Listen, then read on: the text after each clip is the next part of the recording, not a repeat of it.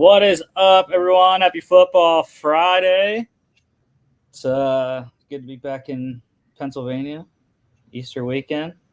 So, got a lot going on. UFL Week 1, super excited. My DC Defenders, Memphis Showboats, kick off tomorrow. We have a trade that went down. We got rule approvals, new rules in the NFL. And then we'll wrap it all up with our mock draft for the Patriots and Cardinals. So let's get going with breaking news. Happened about 30? I think like 30 minutes ago. Mm-hmm. Yeah, so the Eagles have sent pass rusher Hassan Reddick to the New York Jets, 2026 conditional third-round pick. If he plays 67.5% and has 10-plus sacks this season, they get a second-round pick. If not, it's a third-round pick. I like it. The team's pretty much traded Bryce Huff for Hassan Reddick. No new deal is in place yet, which was kind of contradictory because when Rappaport reported it, he said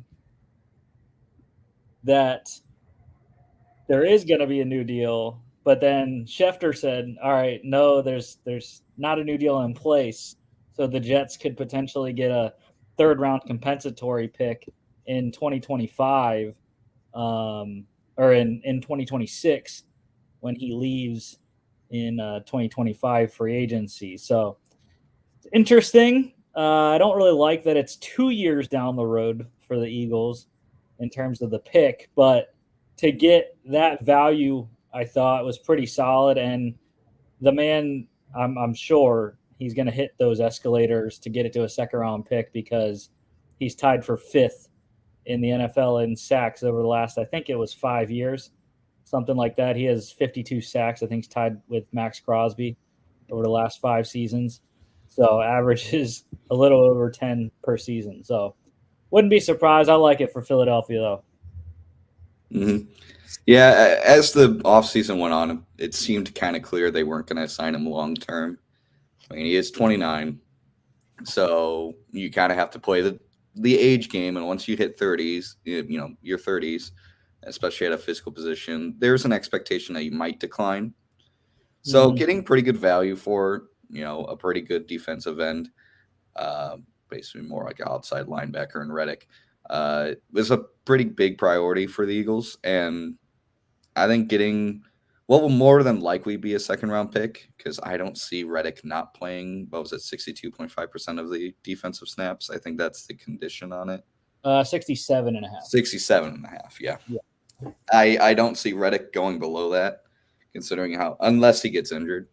Right. Considering how effective he has been with Philly, I don't see how he could possibly not be almost every down defensive player for the Jets.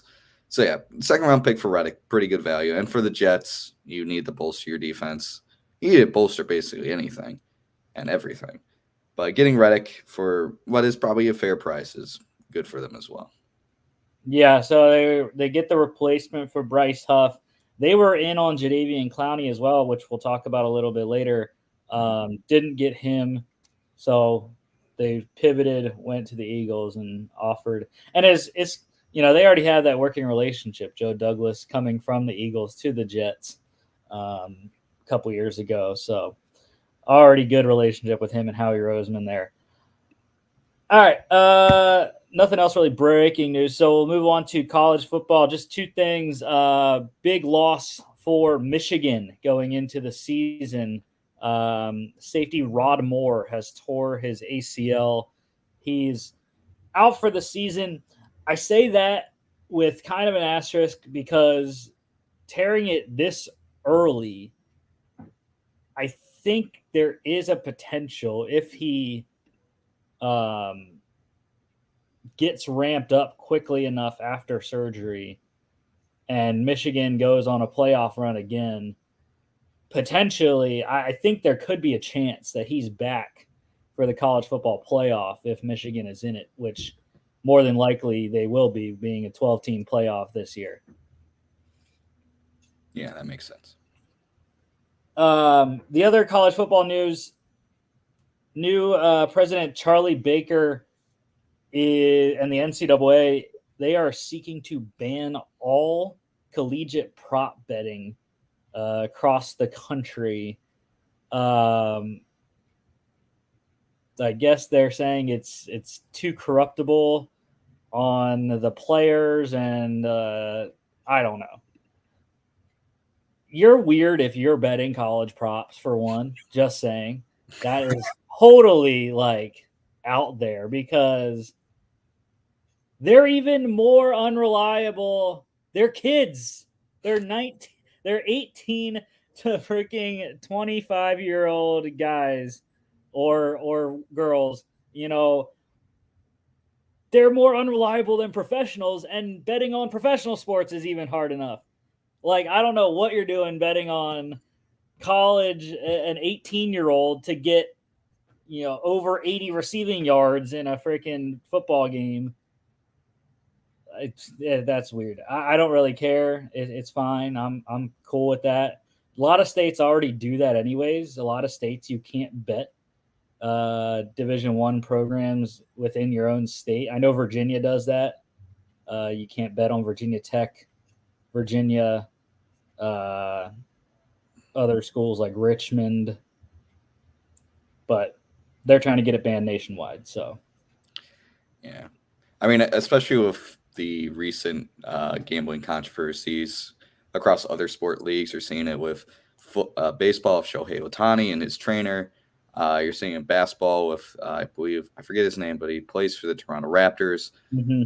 I think we're going to see a huge swing in how major sports organizations treat their relationship with sports betting, because we're seeing a lot of negative press and just negative actions coming from the relationship. We also have seen the Cleveland Cavaliers head coach, JB Bickerstaff, was threatened with his life by bettors.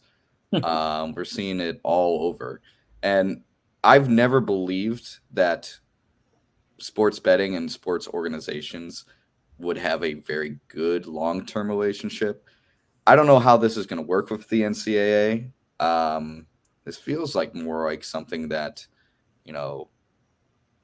maybe states and federal law enforcement would have to bring themselves into. So maybe they're doing this to prevent that. But yeah, I think I think this is a positive thing for sports in general, especially the NCAA. And I think we're going to see a very different relationship between sports betting and sports organizations going forward. Yeah. I mean, if you're on a team, just don't bet. Just I'm not a gambler, so I've never really seen the appeal. I know you do. You said you enjoy it, and my brother does too. So I know people that enjoy it. It's just, I don't know. I've never been a sports gambler, so maybe I have a completely different point of view about sports gambling. But I've never been a huge fan of them putting like the live lines on the game, like as you're watching the game. I always thought that was odd. Again, if you're betting on college prop bets, you are a total sicko. Anyways, so Absolute. I had a friend in college that during COVID started waking up at like 1, 2 in the morning to watch Korean baseball to gamble on it. I was like, man, please Yep. talk to people. Yep. Yeah, been there. UFL news. So we won't talk about the week 1 yet. We'll get through all the news first. But a couple lineup notes for this weekend. So the Houston Roughnecks, they placed safety Jamari Brown on IR. Bad news there, just because he is one of 2 draft eligible players for the 2024 draft that are playing in the UFL. So not sure what the injury is for Jamari there, but he and Michigan's DeGabriel Floyd, Michigan Panthers, nickel DeGabriel Floyd. He is the other draft eligible guy that's playing in the UFL this year. So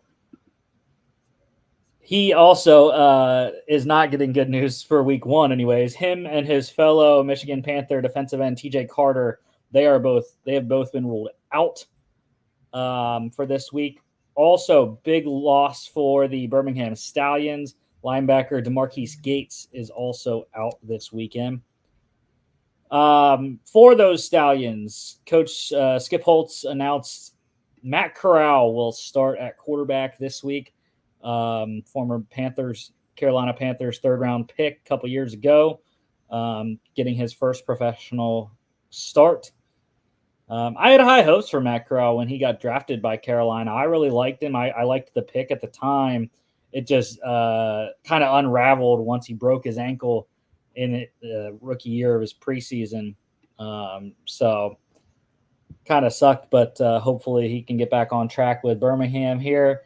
Former Kansas State quarterback Adrian Martinez was announced as the second quarterback there. They're going to use a 2-quarterback system. Martinez is going to play some.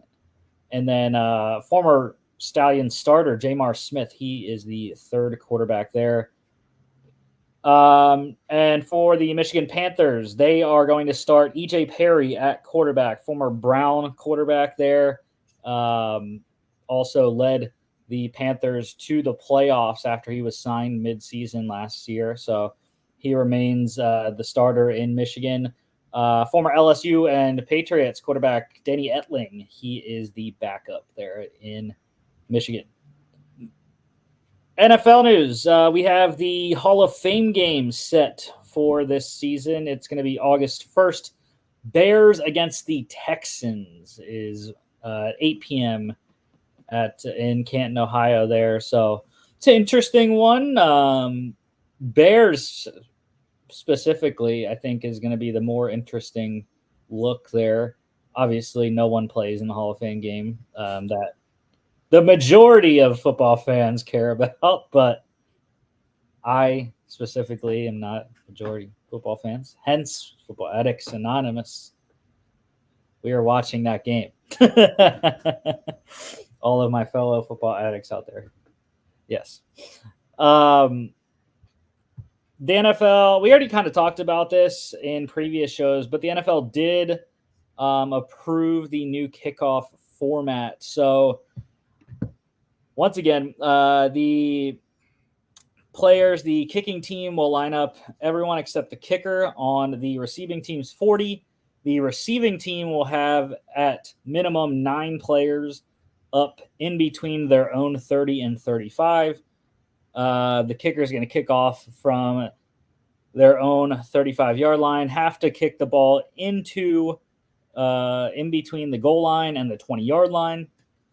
If the ball bounces in the landing zone into the end zone, then the touchback, I believe, is at the 20. It's a regular touchback, I think. And then if the ball goes into the end zone in the air, it's a 35-yard touchback. Ball goes out of bounds or does not make the landing zone, the ball is placed at the 40-yard line. I think I got everything. Onside kicks only in the 4th quarter. You have to announce that to the other team. No fair catches allowed. And I think that's it. Nice. I like the new rules. I've been kind of tired of kickoffs just being a non-factor for what feels like 5 years now. So yeah. I think this will help revitalize the kickoff. I agree. I am really excited to watch it. And Hall of Fame game will be our first opportunity to see that new rule in place.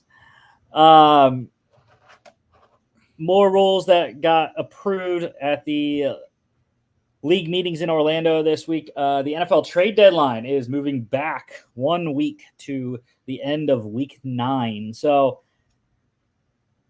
I like it. Again, I personally don't understand. I don't think it's going to change. I don't think it's going to change much. Like, what is one more win or loss going to change? I don't think it will. Now, if it were week 10, I think it would change a lot more. The NFL has approved a replay review of a passer being out of bounds or down by contact before a pass is thrown. That is now reviewable. So make sure, Josh Allen, you're in the air, because he's the only one that I really can come to mind of the out of bounds one. Anyways, obviously quarterbacks all the time try to throw the ball when their knee is down, but especially Patrick Mahomes. Just saying. Also now reviewable, the game clock expiration. So I don't like this. I do not like that they put the game clock. We need the play clock to be reviewable, guys, not the game clock. The game clock is something that should have been reviewed anyways, automatically, I think, at the end of quarters. But again, this is only going to happen like a potential four times a game. The play clock, though, that needs to be reviewable. I think a play clock expiration for a delayed game penalty should be reviewable, just like you can review 12 men on defense. Like you can challenge 12 men on defense, but why can't you challenge a delayed game on offense? Doesn't make sense. Yeah, I could see that. Teams also getting some roster flexibility this season.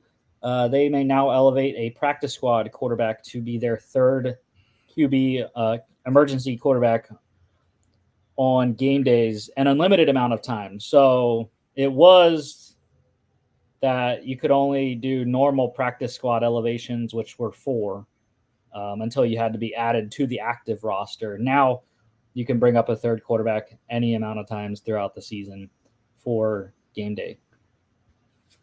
Yeah, I like that. I think it's best, especially at a position of just substantial need, putting teams in a position where if their QB goes out, having to play extra conservatively with their backup just to prevent him from getting injured will only hurt teams. So just being able to say, like, hey, just give yourself 3 quarterbacks just in case, I think it's a smart thing to do. Yeah.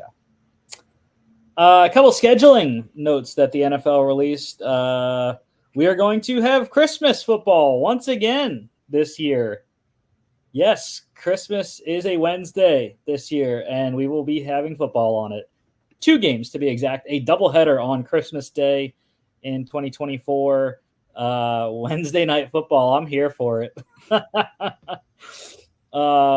Those teams that will play on Christmas, they will have played on December 21st, the previous week. So the NFL views it as a Sunday, Thursday kind of thing there, having 4 days in between. Amazon is going to have a wild card game this year. So the streaming increase continues. I think that makes it 2 wild card games on streaming now, because I think they're going to continue the Peacock game that they got this year, and then I guess Amazon Prime is going to get one as well. I don't like it. Unless you make it free, like Prime did last year for the Jets Dolphins Thanksgiving game or Black Friday game. Unless you make it free, I don't like it. Yeah.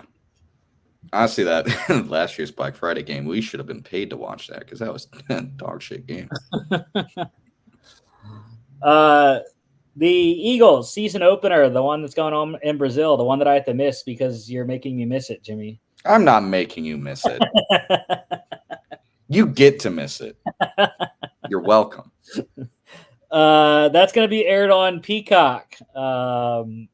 And potential opponents, the NFL is apparently down to 2. It's the Packers or the Browns. That's what Packers president Mark Murphy said at the league meetings down there in Orlando. I'd be fine with either. I kind of want to face the Packers, though. I think I don't know. Again, I'm fine with either one. I think is pretty solid matchup.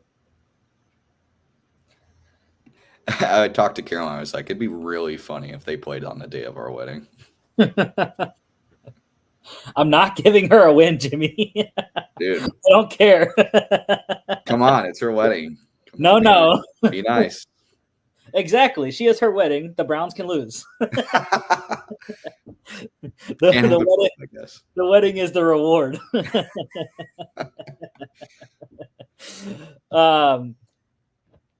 The Cowboys, interesting note out of Dallas, likely not to sign quarterback Dak Prescott to an extension, meaning he will be probably the marquee free agent of the 2025 class. Not sure. I mean, it's been going this way, though, for the last like 2 seasons. They haven't extended him yet. And again, it doesn't seem likely that they're going to do so. So maybe quarterback change in Dallas in 2025. Yeah, I think the big thing for them, especially with Dak, and I know the wins are not a QB stat. I've always just been a big proponent of that. But I think for them, it's like, hey, you got to elevate in the playoffs. You got to win us a game in the playoffs. You got to be out there and like show what you can perform in the big game, in the big, the big lights, and at least just give us a win in the playoffs. And I think that's kind of what's holding him back right now.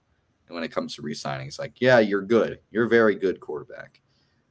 But you gotta just really elevate your game in the playoffs. And I think that's what's making Dallas very hesitant to give him an extension. Yeah, I mean, I agree. I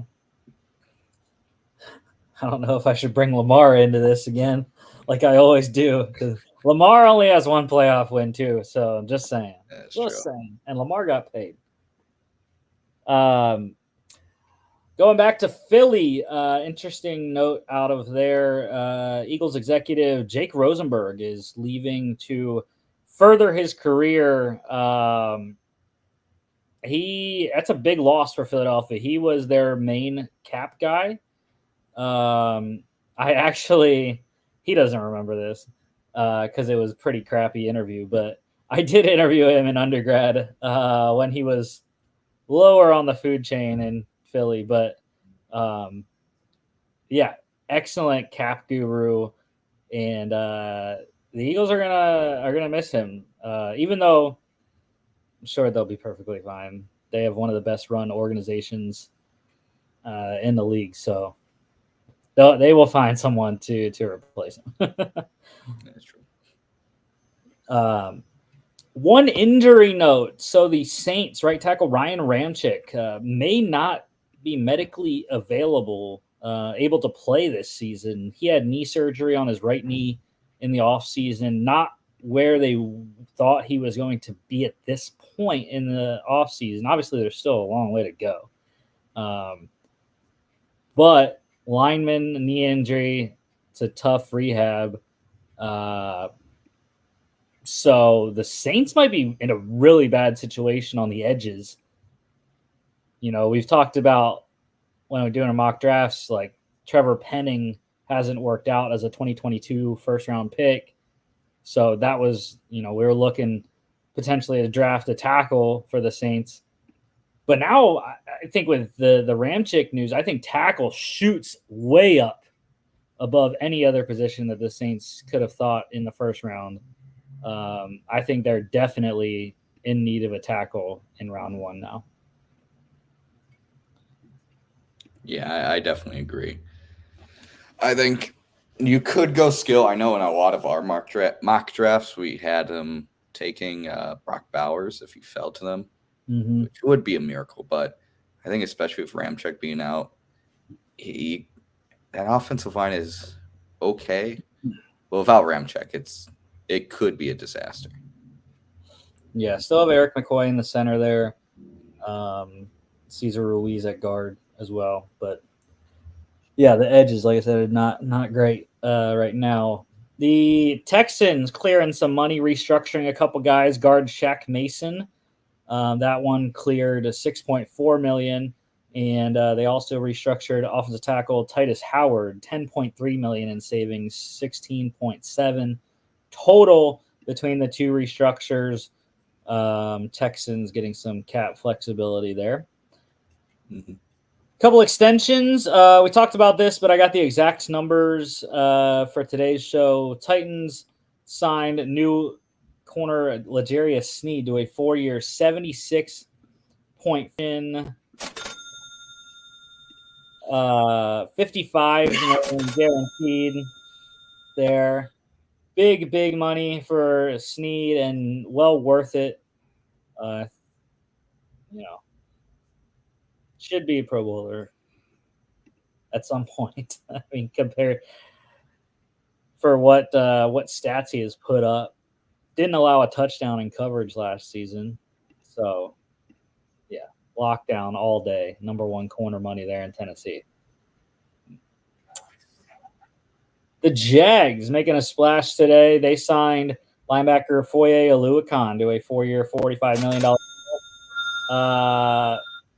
$48 million max value, $22.5 million fully guaranteed at signing there. Excellent deal. He was a big money free agent coming over from Atlanta a couple of years ago. Has played very well for Jacksonville, and they keep centerpiece in the middle of their defense there for years to come. And it's a new 4-year deal, so the first year of the new deal replaces his current 2024, last year of his current deal. The Dolphins signing running back Raheem Mostert to a new 2-year, $9.075 million deal there. 31 years old. Mostert gets to stay in Miami for an extra season, and probably is going to end in Miami as well. And have to think, I don't know how many more years he's playing, but at least 2 now with the 1-year extension added on to this year's deal.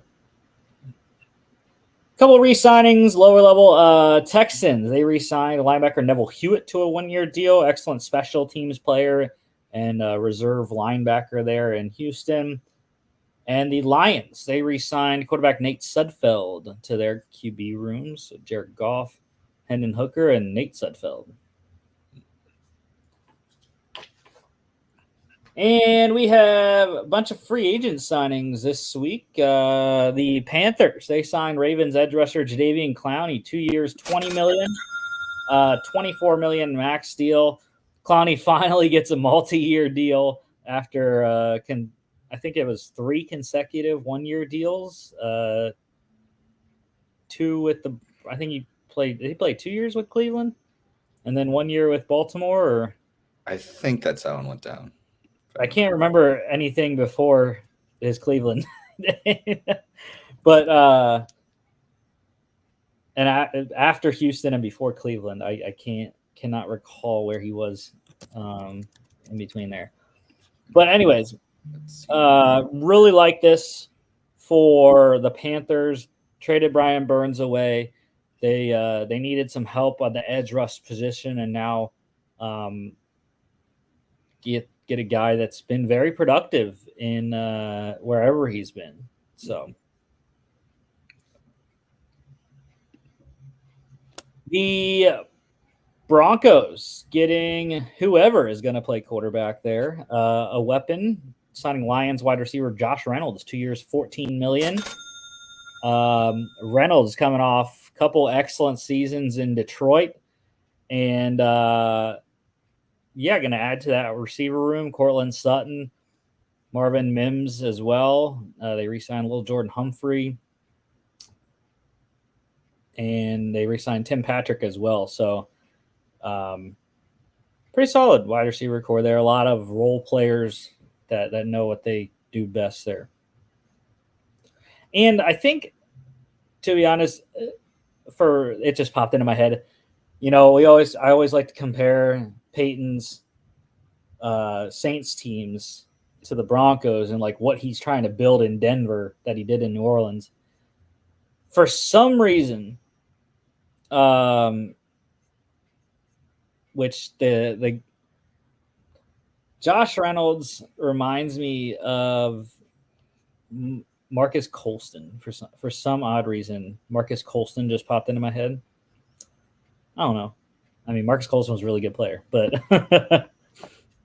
maybe Josh Reynolds will get to that level. We'll see. The Rams getting a big deal done, signing Bills corner Tre'Davious White, 1 year, $8.5 million deal, $10 million max value there. Rams pouring resources into the defense, especially in the secondary, getting Darius Williams from the Jags, and now Tre'Davious White from the Bills. So they're your 2 week 1 starting corners for LA. Yeah.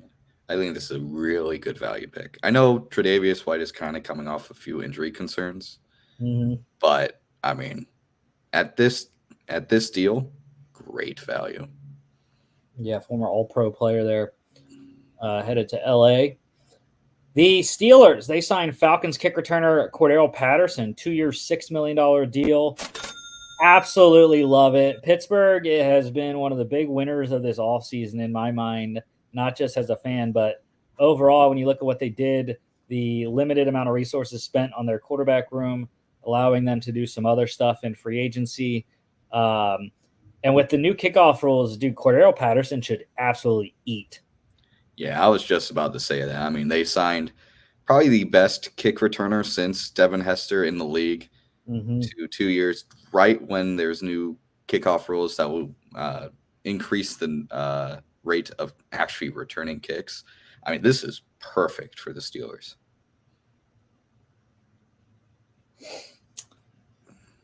The Packers, they signed your guy, Vikings kicker Greg Joseph, 1 year, $1.295 million deal there. And Packers fans get what they wanted. They get competition for Anders Carlson going into year 2 for him. Yeah. Being a Viking fan, I want to make fun of this just because of just how bad Greg Joseph has been. But knowing our stupid luck, he is absolutely going to rake with the Packers. He's going to be the best kicker known to man, and it's going to be just one step closer to me just ending it with football. Just I can't do it anymore. I mean, Greg Joseph's had some good seasons. Got a big leg, that's for sure. So yeah, he's got a big leg. I don't know what it is. He gets the point after attempts, and he completely forgets how to do this. Just, it looks like my golf swing. Is that what that is? Slice right?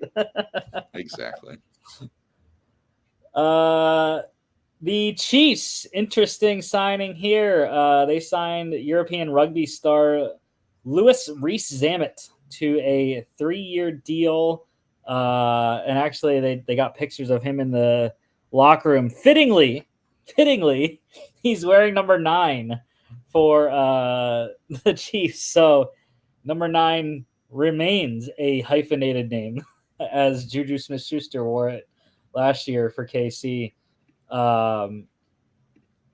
Wide receiver is what are we going to call him?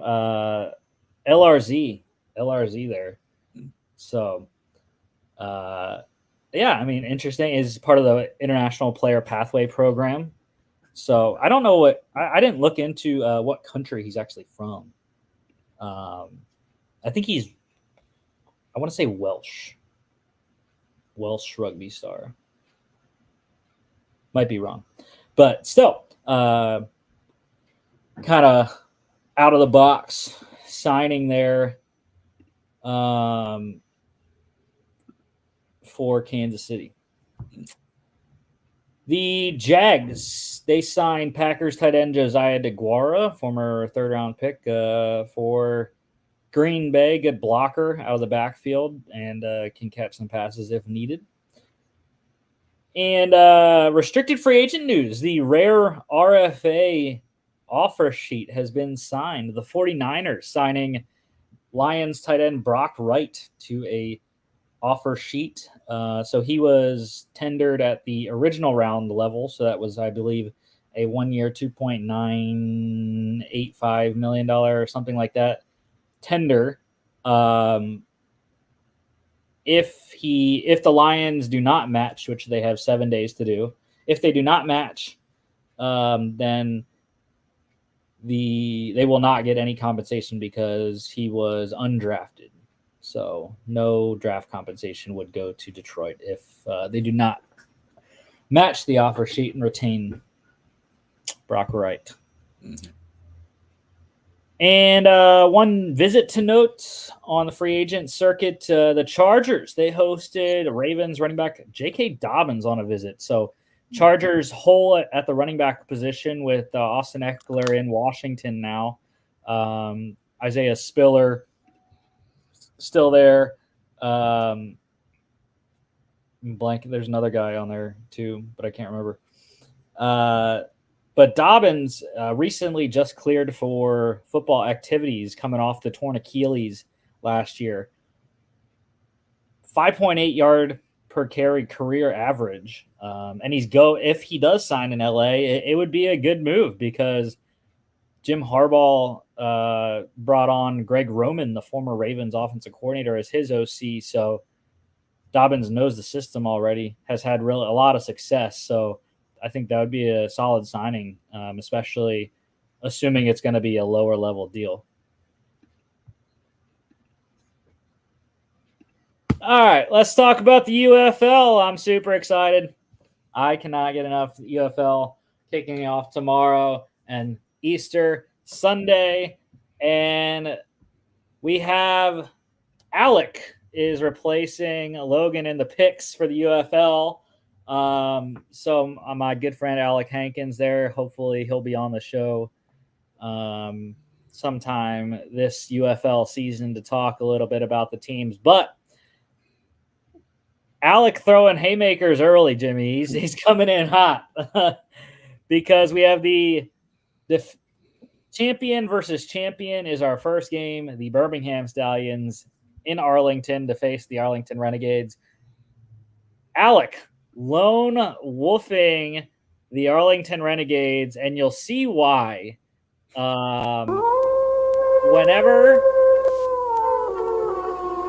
Whenever we get to our picks later, we're picking the divisions in the championship. You'll see why Alec is really high on the Arlington Renegades. I'm on the Stallions. So are you, Jimmy. Mm-hmm. Defending two-time USFL champions. Skip Holtz comes back as the head coach. The biggest thing, though, is the quarterback change. Alex Magoo still in the NFL with the Packers. So now they turn, like I said before, to former Panthers third-round pick Matt Corral to lead them. They do get most of their team back, though. C.J. Marable, Ricky Person back at running back. Deion Kane returns at wide receiver. Jay Sternberger, excellent tight end, is back. A lot of new faces on the offensive line, but defensively they got a lot of guys back as well. Dondre Tillman, Carlos Davis, Scooby Wright returns. He was on the Maulers, my bad. Jojo Tillery at free safety as well.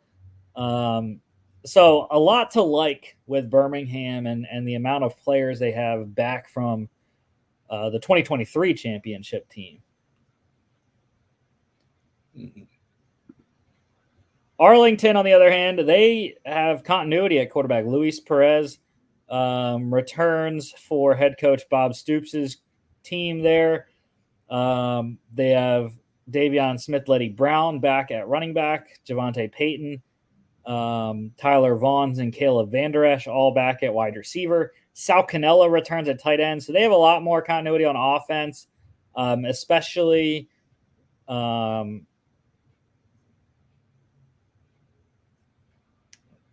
they return Cameron Hunt at center. They got some new O-linemen just like Birmingham, but Bobby Evans former Rams third-round pick there at left tackle. He should be a good one.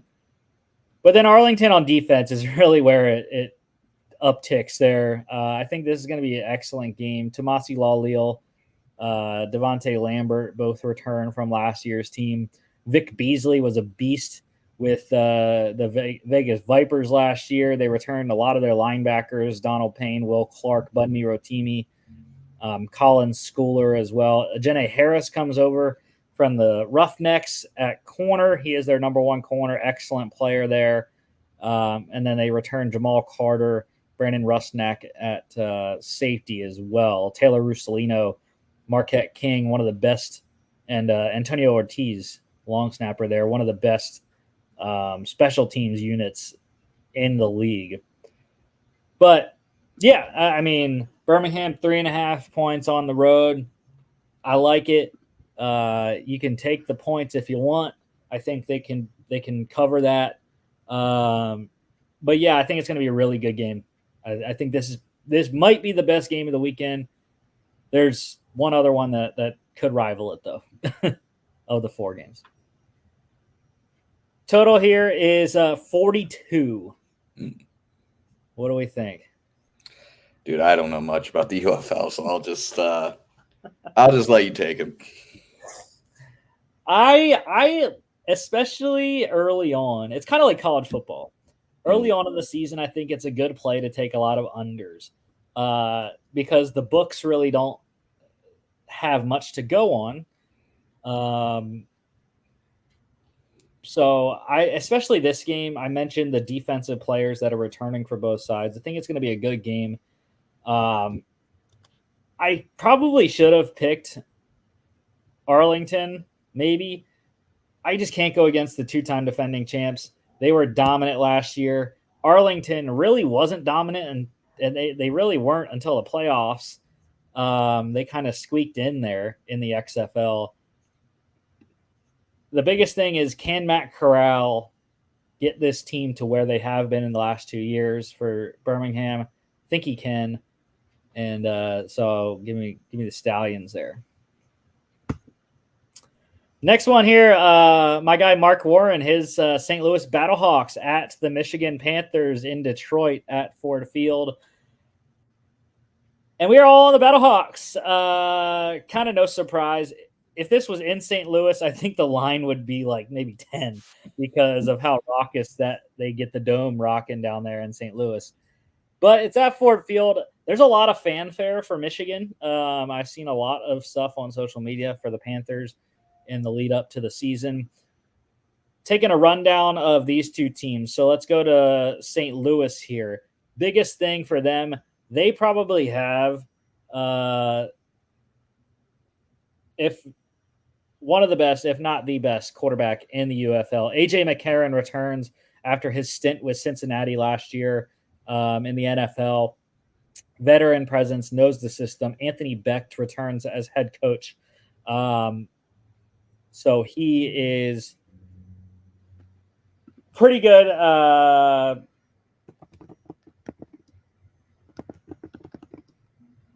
Former player there. And led the Battlehawks to a good season last year.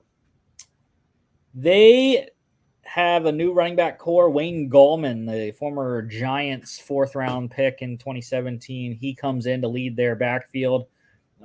Pretty solid player, can catch and run there. Mateo Durant also returns from last year's team.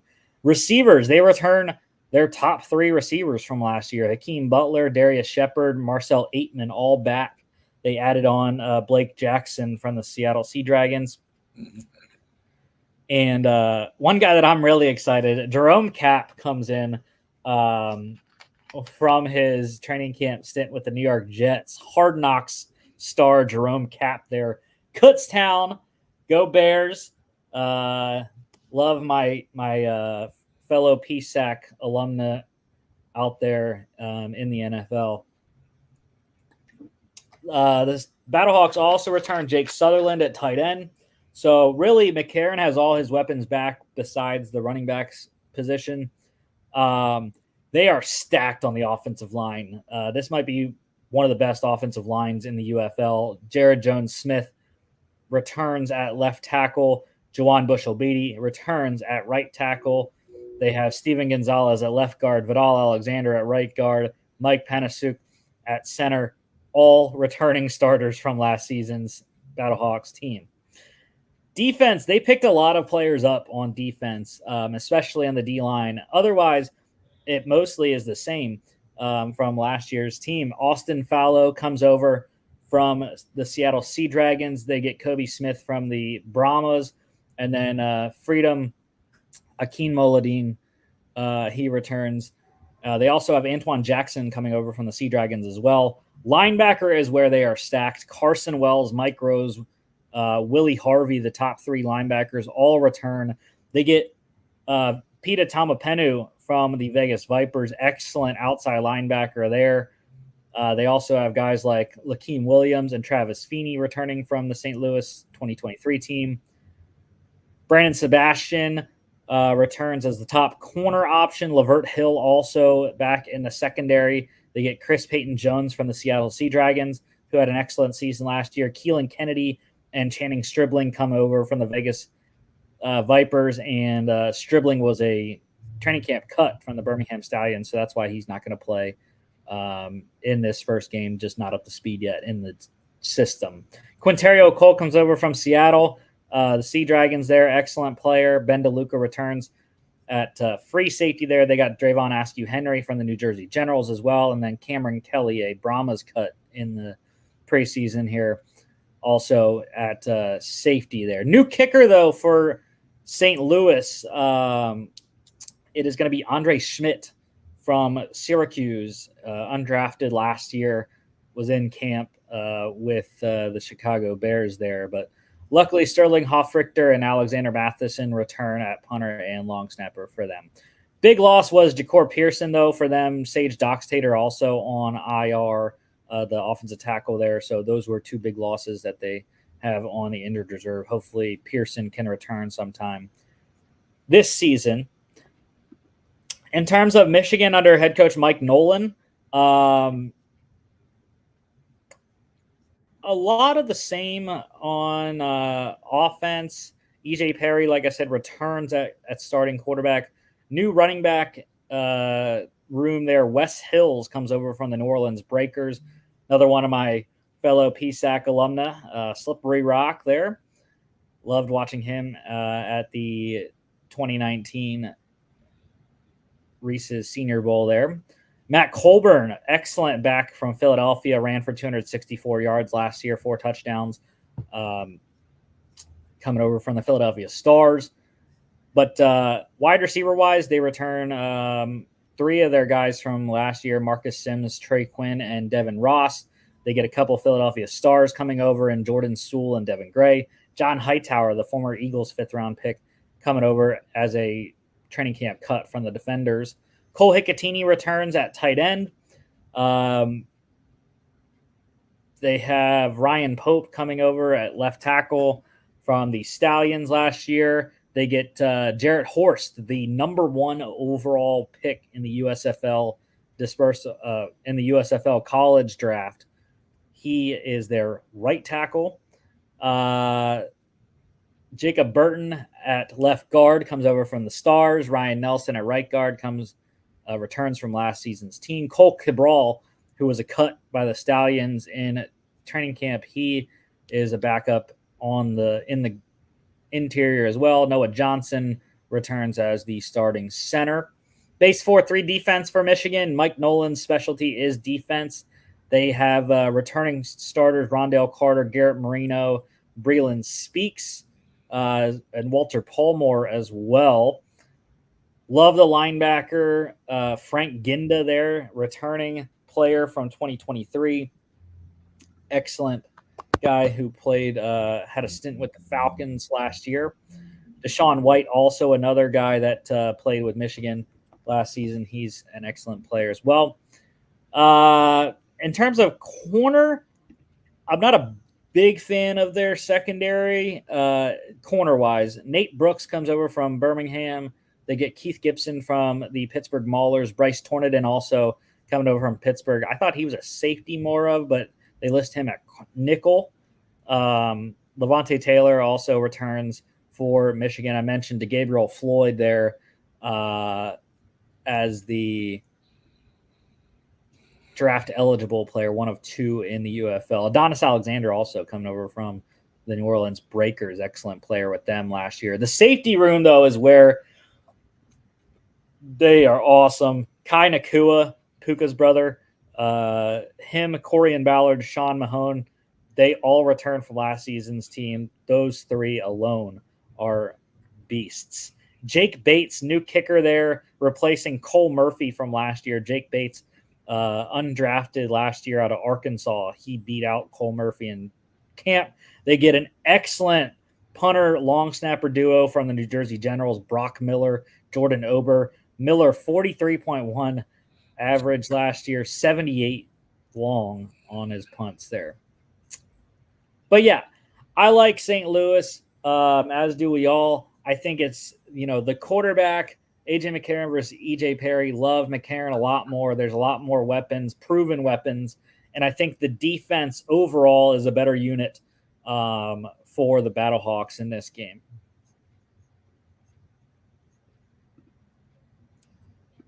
I know I'm talking a lot about these teams going through. A lot of names I don't know. You will know them, though. I'll learn. By the end of the 10-week regular season, you will know them. On Easter, Defenders, my DC Defenders, runners-up in the XFL last year at the San Antonio Brahmas. 6 points for DC. It's not there. I don't think they're going to be as dominant as last year. 9-1 in the regular season. They did lose a bit. Biggest key, though, Jordan Ta'amu returns at quarterback, offensive player of the year last year in the XFL. He is the key piece to this RPO style offense. Biggest loss, Abram Smith, the all XFL running back, ran for 926 yards, averaged 4.8 yards per carry, 10 touchdowns. Your guy, former Viking, Abram Smith, tore his ACL. He is not going to play this season. Big loss. Cameron Harris, the returner from last year, backup from last season, came on late in the season. Didn't get a lot of carries, but did score 2 touchdowns on his 5 carries that he had. He is going to be the lead running back. They got Puka Williams as well. Also, big losses. Chris Blair, Lucky Jackson at wide receiver. Neither guy returns. I think Lucky Jackson is still in the league. He was another guy. Wasn't he another guy that signed with the Vikings? I feel like I recognize the name. Lucky Jackson, yeah. Yeah. So, in terms of wide receivers, they're going to have Brandon Smith, who was on the team last year, spent some time with the Cardinals practice squad this season. They're going to get former 4th-round pick of the Texans, Kiki QT. He is going to be on the team as well. Last started the game with the Colts in 2022. Kelvin Harmon, he was with the Stars last year. Him and Chris Rowland. Love Chris Rowland. Excellent slot player there. And then they get Ty Scott as well, who's an interesting player at 6'3", 202. Briley Moore returns at tight end, as does Alex Ellis. Those two, pretty solid duo there. Not a lot of targets to the tight ends last season, but Ellis, especially a red zone target, 4 touchdowns on 15 targets.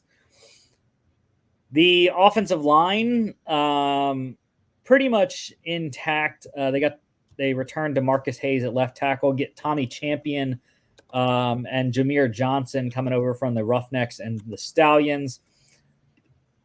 Gene DeLance is a returning player that spent some time with the Packers last year. Liam Fornadell, awesome at guard. And then Michael Mayetti returns at center. Good pivot to have there.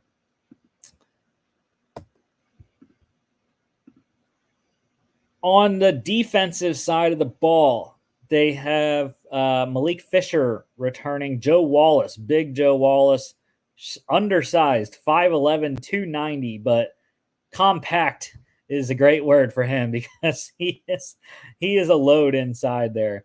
TJ Barnes as well, 6'7". How do you like 6'7", 364, Jimmy?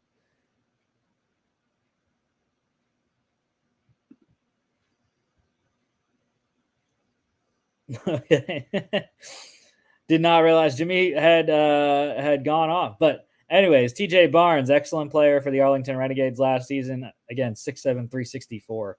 Big dude there. Niles Scott also returns from last season's team. Linebacker, this team is loaded. Loaded at linebacker. Davin Bellamy comes back after a 6.5 sack season.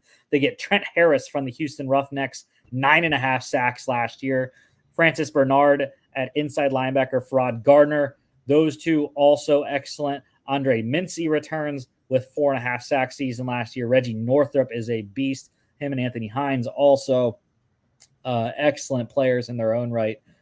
Northrup, especially 58 tackles last year for him. Momo Sanogo coming off undrafted 2023 out of Louisville. Interesting prospect there.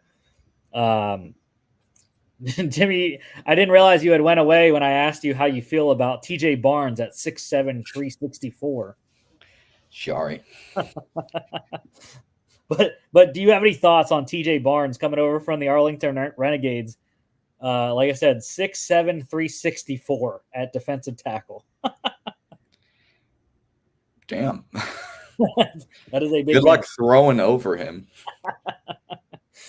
Yeah, last year, 3 sacks, 6 tackles for loss. He actually didn't record any pass deflections, at least that I have recorded anyways. Again, these are all stats. These are my own stats that I compiled, so definitely not 100%. The secondary is excellent. Michael Joseph, 4 picks last year, returned 2 of them for touchdowns. Isaiah Johnson, Anthula Kelly, and Nadir Rouse all return. They also get former Raiders first-round pick Garyon Conley on the roster. Safety also mostly returning players, Santos Ramirez, Monte Nicholson, DJ Swearinger, and then they added Deontay Anderson at free safety from the Vegas Vipers. Excellent player there, 50 tackles for him last season. And Greg Williams, I think, is the best defensive coordinator in the in the UFL. I love Greg Williams. The blitz schemes that he runs are just fantastic. And then they return their kicker and long snapper, Trey Berry at long snapper, Matt McCrane at kicker. McCrane 76.5% last year, 13-17, 50 for a long. They do add a new punter, though. Dan Whelan still with the Packers. So Paxton Brooks comes in, undrafted last year out of Tennessee. And then the defenders, they're going to play the San Antonio Brahmas, led by new head coach Wade Phillips, replacing Hines Ward there. And their starter is Chase Garbers. And again, that's kind of a theme like we talked about with the Renegade Stallions game. The defenders Brahmas game, it's like, all right, well, you have Jordan Ta'amu, who's very experienced, knows the system already. Chase Garbers, not experienced, only came into professional football in 2022, undrafted, signed by the Raiders, was with them for the first 2 years of his career. You do have an experienced guy, though, behind him. Quentin Dormady played with the Orlando Guardians last year, had some starting experience there. So possibly if Garbers is not working out, Dormady could come in and give Coach Phillips' team a spark here. They have some NFL talent there at starting running back. Anthony McFarland Jr. coming in from the Steelers, former 4th-round pick in 2020. They get John Lovett from the Vegas Vipers, Bryson Allen from the Houston Roughnecks. And San Antonio was a team that was probably the most active in free agency this offseason. They added a lot of guys. with the new coaching staff, kind of expected, but the turnover was really pretty vast. Wide receiver is a position that they do return two guys, though. Landon Akers, TJ Vasher, pretty solid years there. Akers over 300 yards. They get a big boost from Roughnecks wide receiver Jontre Kirkland coming in. He would have just burst last year if he wouldn't have got hurt. I can't remember how many games he played in the XFL, but in those games, 15 catches, 253 yards, and 4 touchdowns, 16.9 yards per reception. Oh, and he also threw a 49-yard touchdown pass as well. So, yeah. KD Cannon comes in from the Orlando Guardians. He's an excellent player. How about 4 catches for 161 yards and 2 touchdowns last year with Orlando on 9 targets? 40.3 yards per reception. Matt Landers comes in as a cut from the Renegades in the preseason. And Marquez Stevenson, former 6th rounder of the Bills, also on the roster here for San Antonio. Another, just like Jontre Kirkland, Cody Latimer is a massive boost to this offense at tight end wide receiver hybrid, former 2nd round pick of the Broncos, played with the Orlando Guardians in 2023. Just ultra productive, 50 receptions, 596 yards, and 4 touchdowns last season for Latimer. So he's gonna have a big role on this offense. Offensive line wise, they get Rashad Coward coming in from the Roughnecks, a cut from the Roughnecks in the preseason here.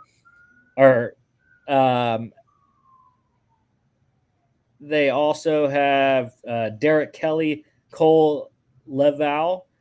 Those guys return at the guard positions. Alex Millette coming over from the Roughnecks last season at center. And you'll see that theme on the San Antonio roster. A lot of Houston Roughnecks as Coach Phillips came over from the now kind of defunct Houston Roughnecks, the XFL's Houston Roughnecks, not the UFL's. Anyways, defensive-wise, Delonte Scott returns from last season. He's the only returning defensive lineman. They added a lot here. Kavion Patton from the Orlando Guardians. He's an excellent interior penetrator. Tim Ward comes over as a preseason cut from the DC Defenders. 5 sacks last season. Mentioned Delonte Scott, I forgot to say, 7.5 sacks, 11 tackles for loss. He was a beast with San Antonio last season. Linebacker-wise, Jordan Williams returns. Excellent player. 89 tackles, 12 tackles for loss last season. That's ridiculous production in a 10-game season. Tavante Beckett, Nate Weiland, those guys come over from the Houston Roughnecks last year. Pretty solid players there. And corner-wise, they have some NFL experience. Bo Peep Keys, former 7th rounder of the Chiefs in 2020, was last a starter or on an active roster in 21 with the Bears. But they also have, Darius Phillips, former 5th rounder of the Bengals, played with the Broncos in 22. Corey Mayfield from UTSA, undrafted in 22, played with the Ravens last season. Tease Tabor, former 2nd rounder of the Lions, cut by the Roughnecks this offseason. He is on the roster. Safety, they're pretty solid. AJ Hendy, Jordan Mosley, those guys come over from the Roughnecks, and then Bryce Thompson as well, coming over from the Sea Dragons. 2 picks last year for Thompson there. Destroying is the kicker for the San Antonio Brahmas. Donald De La Haye. He comes in at his first UFL season there. Brad Wing returns at punter. Rex Sunahara is back at long snapper. Brad Wing, excellent last year. 46.8 yards per punt. Just really solid. But, yeah, I think the reason why the line is so big at 6 for DC is the quarterback issue. We don't know how Chase Garbers is going to play.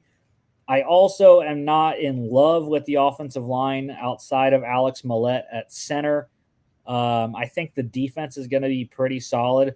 The corners kind of scare me, like bad scare me for San Antonio. I think that potentially DC could take advantage of the corners, but it's going to be tough blocking that front seven for San Antonio for sure, though. And finally, my Memphis Showboats at the Houston Roughnecks. Alec, back on the lone wolf train here. Yeah, he's a big believer. He's a big believer of the two Texas teams, Arlington and Houston. There, I am not that big on Houston, partially because they're playing my Showboats. So I'm of course going to pick Memphis. Memphis is, like I said, San Antonio was really a big free agent team. Well, Memphis was as well, and they also kind of did the same thing. Coach John DeFilippo coming over from the New Orleans Breakers, replacing Todd Haley there. They went after it in free agency. Quarterback, whole new quarterback room. Case Cookus, excellent player with the Philadelphia Stars, led them to the USFL championship game in 2023. Maybe would have won it had he not gotten hurt in that game. But 2,295 yards last year, 15 touchdowns. The interceptions, I don't like. The turnovers in total, 12 total last year, 9 picks, 3 fumbles. Got to clean that up. But overall, Case Cookus is an excellent player there.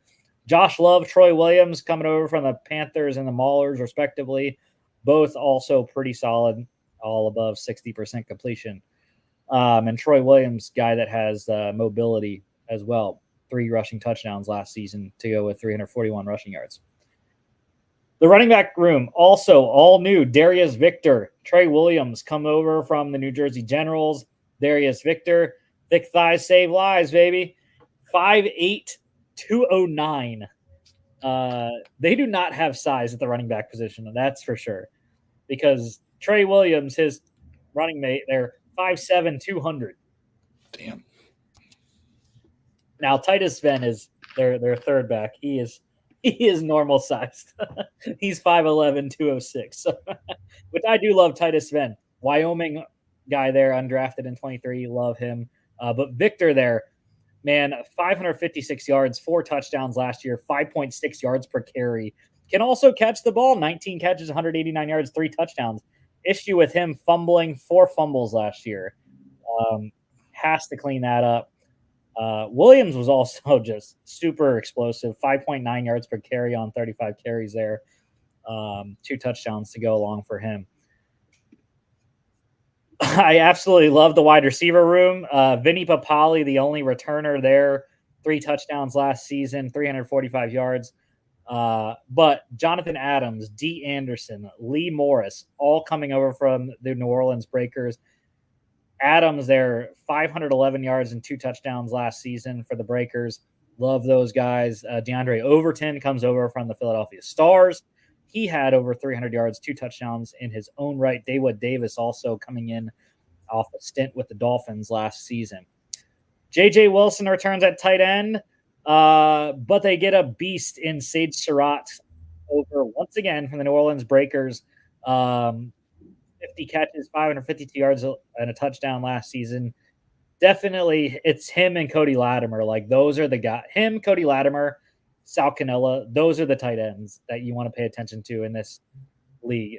Those are the 3 guys that are going to be the best at that position. Wes Saxton, also in his own right, a pretty solid player coming over from the Generals last year. The offensive line should be very good. Jaron Jones returns from last season. They get Terry Poole, who was an all-USFL player with the New Jersey Generals in 2022 and for the Pittsburgh Maulers in 2023. Teron Prescott at guard. I like him. He returns for Memphis. Leka Uhatafe, he comes over from the New Orleans Breakers. Jordan McRae at center is excellent. He is a returning player here for Memphis. And defensively, once again, this is a team that should be very competitive.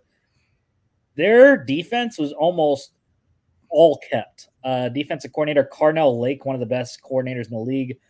John Atkins, Dylan Fa-Matau, Jeff McCulloch, Jordan Ferguson, Dalen Mack, all returnees from last season's team.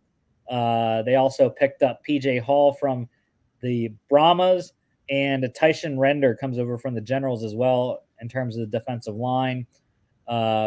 Big numbers there. Render 3.5 sacks last year, 3 sacks for Jeff McCulloch. 7 pass deflections. How about that for big John Atkins in the center, 6'3", 320. Linebacker, again, mostly returning guys. Greg Reeves, Anthony Butler, TJ Neal, Malik Lawal, all returning. They get big boosts, though, from all USFL Vontae Diggs from the Breakers, Max Roberts coming over from the Vegas Gold. I almost said Vegas Golden Knights, Vegas Vipers. Max Roberts, though, an outside linebacker, probably going to play DN. 5 sacks, 6 tackles for loss last year. Greg Reeves, 4.5 sacks, 4 tackles for loss, 2 picks. And then big tackle numbers for Vontae Diggs, 67 tackles, 2.5 sacks, 3 picks last year for Diggs. Delrick Abrams, Quentin Meeks, Nehemiah Shelton, all return at corner. Safety, again, mostly returning guys. Kyrie Woods, TJ Green, Lamont McFadder. They added Jerry Elder from New Orleans, and Christian McFarland comes over from the Stallions. And they brought in an all-new special teams unit, Matt Coughlin, Matt White, and Turner Bernard, all coming over from the New Orleans Breakers. Matt Coughlin, definitely the best kicker, returning kicker in the UFL. 18 of 19 last year on field goals, 94.7%. Perfect, 25 of 25 on his extra points. So that's the Memphis Showboats. And the last team here, the Houston Roughnecks, talk about. This is the biggest issue. Quarterback. It's a big theme. We've been talking about it. And I love talking quarterback because I can talk quarterback all day. Houston probably has the weakest quarterback room in the league. When you look at it, there's not a lot of experience at all.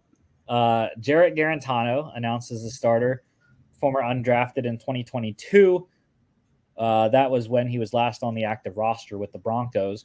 Nolan Henderson has never started a professional football game, undrafted in 2023, was on the Ravens practice squad. Reed Sinnett has the most experience, and he's only started, I think, maybe two games in the NFL. Was with the San Antonio Brahmas last year, started a little bit with them, I think, and if I can remember correctly. He had just 13 of 19 for 97 yards, 1 touchdown, 1 pick. So, again, not a lot. So I would have to think if Garantano struggles, Sinnett has to be the guy, even though they didn't announce which guy is going to be backing up Garantano, if it's going to be Henderson or Sinnett. But I'd have to think it's Sinnett because he has the most experience, however little that is, out of the 3. They're going to be a run-first team, though. Mark Thompson is the dude. 655 yards last year, 4.9 yards per carry, and 14 rushing touchdowns last season. Excellent. Love Mark Thompson. He is going to be a big component of this offense.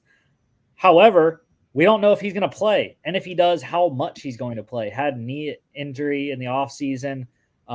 If he cannot play, or if he's limited, it's going to be a lot of TJ Pledger and Tyon Evans. Evans, undrafted out of Louisville last year, was on the Panthers for a little bit. TJ Pledger was with the Houston Gamblers last season, 197 yards, 4 yards per carry and 3 touchdowns. So big pounder back there out of Utah, 5'8", 196. Wide receiver-wise, they return a lot of guys. Justin Hall, Kiki Chisholm, Emmanuel Butler, Anthony Ratliff-Williams, all back there. They get speedster Cyril Grayson, who played with the Philadelphia Stars last season, and all USFL punt returner Isaiah Henney last year had a punt return touchdown to go along with 464 yards receiving and 3 touchdowns for the Pittsburgh Maulers. Tight end wise, they return Clint Sig. They get Braden Bowman and Woody Brandom coming over from the New Jersey Generals. Bowman, a pretty solid player. He's probably the next tier of tight end. 210 yards last year and a touchdown on 39 targets. Offensive line wise, Avery Genesee and Natai Rogers coming in from or returning for this team. Those guys should be good on the outside there. They have Braylon Jones returning as well. Shamarius Gilmore coming over from the Stars and Jack Kramer from the Breakers. Defensively, they got some good players here. Carlo Kemp comes over as a cut in training camp from the Stallions. Toby Johnson is a beast inside. 6'4", 320 coming over from the Generals. 3.5 sacks last year. Glenn Logan, also pretty solid, returns for Houston.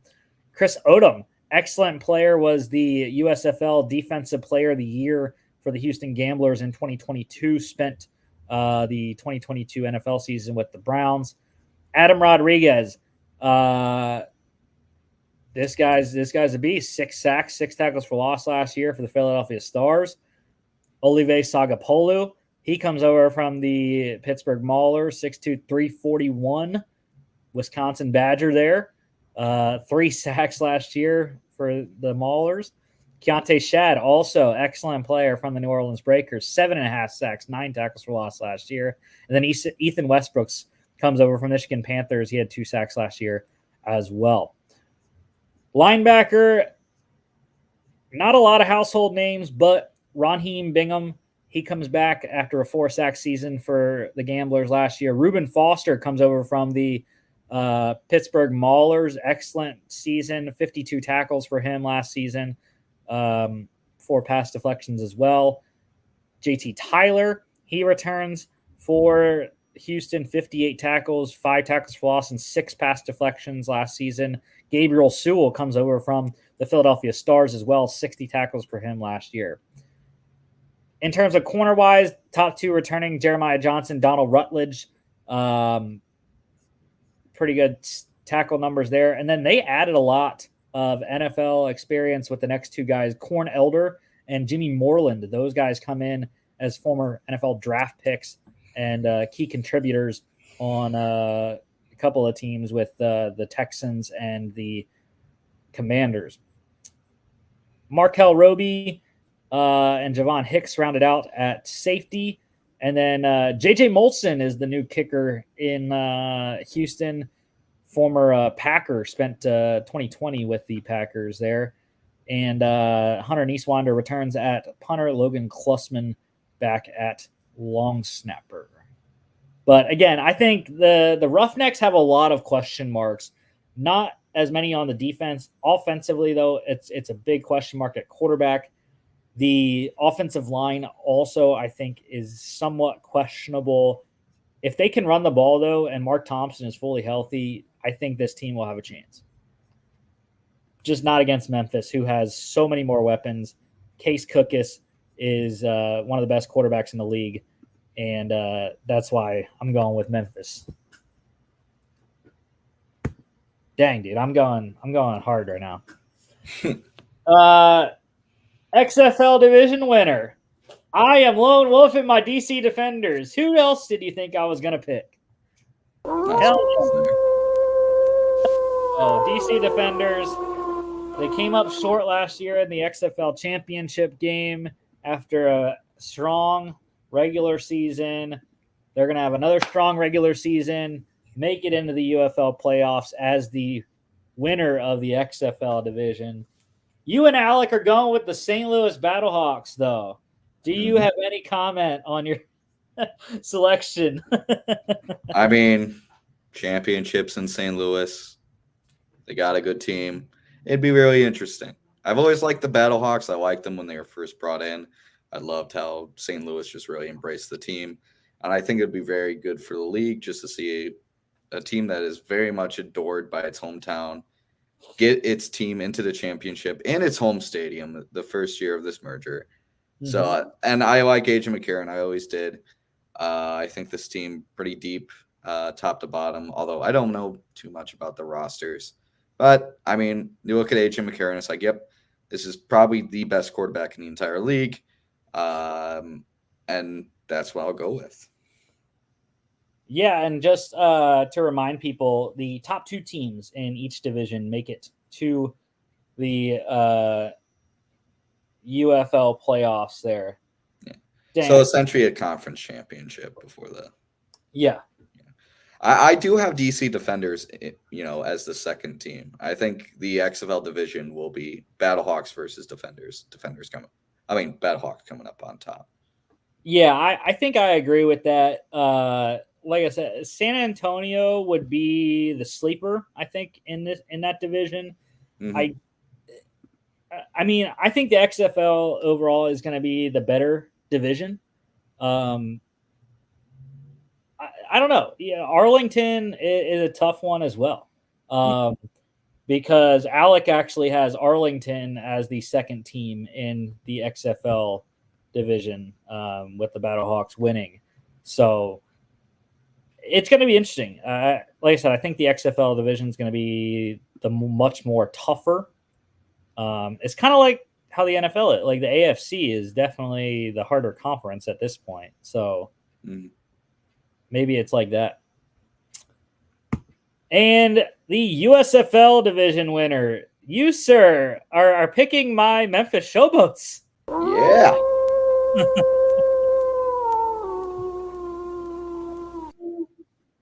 Yeah. Why not? I mean, I think it'd be great for the league. I like Memphis a lot. I know Birmingham is the defending champs, but I always have a tough time picking defending champions to go back to back. It's kind of rare in sports. But yeah, I like Memphis. And I think the big appeal to me about a Memphis versus Seattle championship is that those two fan bases are super close to where the championship is held. A lot of fan representation at the championship would be huge. And I think it'd be a great benefit to this league. So having two teams relatively close to where the championship is held will get a lot of people to go, a lot of fans to go, and kind of be, I would almost say, kind of like the opposite of the Super Bowl. The Super Bowl, a lot of rich people go. Tickets are thousands upon thousands of dollars. You got to be like, upper echelon to really go. With this, you got two teams with fan bases very close, and you just have a championship packed with passionate hometown fans. I think that'd be great for the league. So, yeah, I'm going Memphis, mostly because I like the storyline idea, but I do like Memphis a lot roster-wise. Yeah, I think that why am I getting feedback on on I think I'm getting feedback on here. Yeah, I hear it a little bit. Yeah, I don't know. Anyways. Yeah, okay, it's gone. Cool. But yeah, I definitely, Memphis is the dark horse in the USFL division. They're like plus 400 at least. That's what the guy said on the UFL betting preview there, for week 1, or his picks for week 1, anyways, from the Pro Football Newsroom. I just think that Birmingham, back-to-back defending champs, they have so much continuity. If Matt Corral can get this thing rolling like they have the last 2 years, it's going to be very difficult to stop, and that defense should continue to be very good. But I do like Memphis. Obviously, they're my team that I was a fan of in the USFL. So I think I will. I'll have Memphis losing to Birmingham in the USFL playoff game there. Alec has Houston as the second team in the USFL. Very intriguing. I think Houston and Michigan Houston, I definitely, like I said, I think they have the weakest quarterback room of anyone. So I have them at the bottom. I have Michigan right above them, and then it's Memphis and Birmingham right now for me, anyways. XFL wise, like I said, XFL is a lot harder to rank. I think I'm going to put my DC Defenders at the top. I think second, I'm probably going with the Battlehawks, and then it's Arlington and San Antonio there for the XFL division. And the UFL champion is all three different teams. Woo! So Alec, he is going with Arlington. He has the number 2 seeds beating both number 1 seeds in the playoffs. He has Arlington beating St. Louis and Houston beating Birmingham, and then Arlington beating Houston in the UFL championship game. Like you see there, I have my DC Defenders winning the inaugural UFL championship game. Got close last year in the XFL. So I have them beating the 2-time defending USFL champs. I don't really think there's going to be an upset in the first round of the playoffs there. I had DC over St. Louis, I think, or something like that. And then, yeah, Birmingham over Memphis. So, yeah, I like my DC Defenders. Jordan Ta'amu leading that team to a UFL championship. And you kind of already touched on your St. Yeah, Louis. I like Battlehawks. I'm best QB in the league, solid roster, great hometown crowd. That will be a great asset in home games. Yeah, I just got to pick them. Yeah, and before we go to our mock draft here for the Cardinals and Patriots, just want to give you Alec also had his he also gave me some picks for awards this year. So he has Anthony Becht, the St. Louis head coach, winning coach of the year. Defensive player of the year goes to Battlehawks linebacker Pita Tamapenu. Very much deserving, I think. Offensive player of the year, very intriguing. He has the Battlehawks wide receiver Hakeem Butler winning offensive player of the year. I think that it's going to be offensive player of the year wise, definitely would have been Abram Smith in contention for it. I think, though, it's either going to be a quarterback, like Jordan Ta'amu won the XFL Offensive Player of the Year last year. So you got guys like A.J. McCarron in contention. I think you could also see Cody Latimer, the tight end for San Antonio, could be in contention. Memphis Sage Surratt, the tight end there. Darius Victor, and the running back Case Cookus, the quarterback for Memphis. I think, like I said, Mark Thompson for Houston could be in there. Jordan Ta'amu, like I said. Cameron Harris, depending on how he plays in Abram Smith's stead. Matt Corral definitely could be. Deion Kane, the wide receiver for Birmingham. Jay Sternberger, the tight end, I think all in contention there. And then in terms of Arlington, Sal Cannella, the tight end. Javante Payton, I think, is a good one, as well as quarterback Luis Perez. And his MVP is Matt Corral for Birmingham. That was very intriguing. Interesting. All right. Let's run through this real quick. Let's run. Patriots, Cardinals, mock draft. Patriots have 3, 34, and 68, all their own picks. The Cardinals, number 4, they got number 27 from the Texans in the Will Anderson trade up last year. And they have 35. They have 66. They got number 71 from the Titans when the Titans traded up for Will Levis last year. And they got number 90 also in the Will Anderson trade up last draft. So let's get the screen up here. Apologies for it being fuzzy. I know it's pretty fuzzy. They can read. I know. It just Oh, that one doesn't work. whoa, whoa. Yeah. There we go.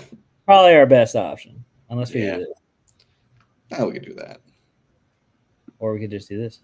Yeah, that's no one wants to see me anyway. We'll get it out of the way. There we go. That works. I can work with that. I don't know. Just kind of, we're working around it. Anyways, we're experimenting here on the show. Yeah, this is probably our best one. Yeah, let's go with it. All right. Enter solo. What is multi-user draft experience? That's interesting. My guess is that you and I could do a draft together. They must have updated this. Interesting. Solo draft, sure. So Caleb Williams to the Bears, Jaden Daniels to the Commanders, Patriots. Who we got coming up? The Tennessee Titans. That is definitely not enough to come up anyways. No. We're not taking 1 second-round pick, bro. No.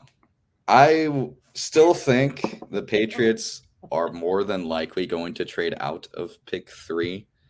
As much as they do need a quarterback, I don't know how confident they are that getting a quarterback this year is what they want to do.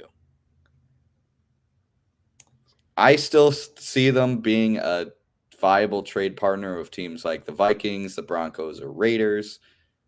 More than likely to me, Vikings. I don't think they're sticking and picking here. I am taking the Vikings. I'm taking everything from the Vikings. Honestly, that's completely fine. We're doing a Herschel Walker trade.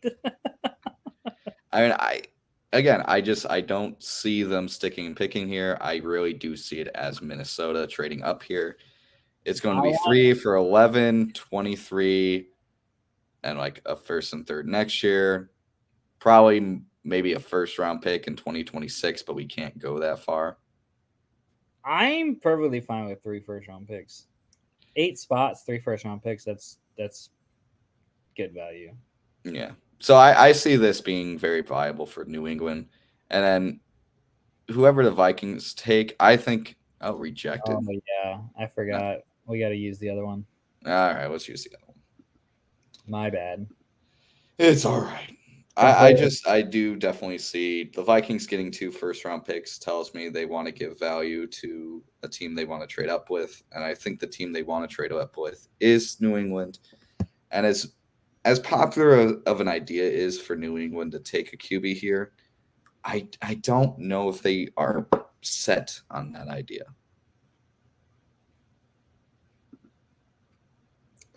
All right. Let's try this again.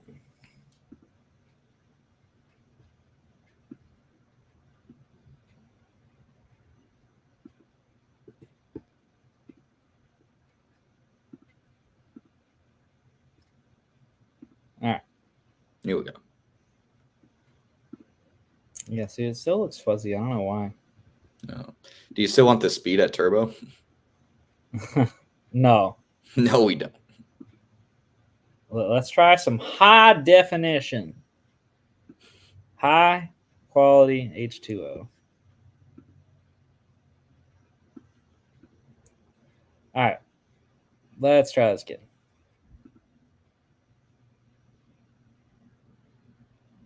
Oh, wow. Okay. Slow is slow. Wow. Drake May. Oh, never mind. I don't think slow is that fast. Yeah. Caleb Williams, Drake May is gone. So do you want Jaden Daniels, sir? As a Viking fan, I'd rather have Drake May, but I still see them trading up here. I want Justin Jefferson. No, it's not happening. Stop with the delusion. I want Justin Jefferson and 3 first-round picks. No. Stop with the bullshit. It's not going to happen. 29% chance. Let's see if we can actually get it done without having to force the trade. We got 29% chance. Yeah. Oh, baby! That's what you call Let's go. gambling.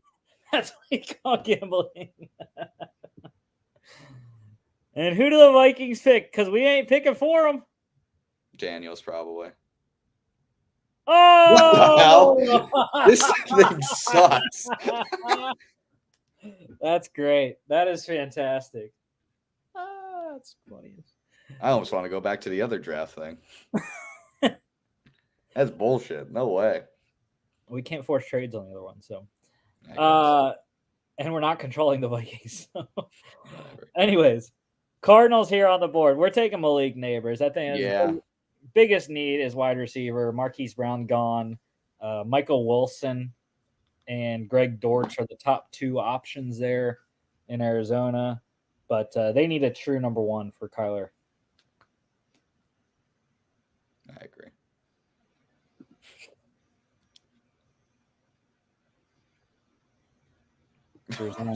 Derzon Newton for the. Oh, you know what? We can